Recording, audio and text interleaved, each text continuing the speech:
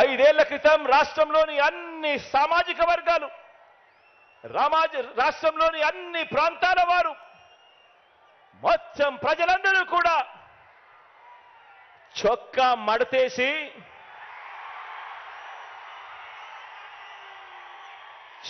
మడతేసి బాబుకున్న కుర్చీలను కూడా మడిచి చీపుళ్లతో ఊడ్చి వారి పార్టీని శాసనసభలో 102 నుంచి 23కు తగ్గించారు కదా అని అడుగుతా ఉన్నాను. అదే పని మరోసారి చేయడానికి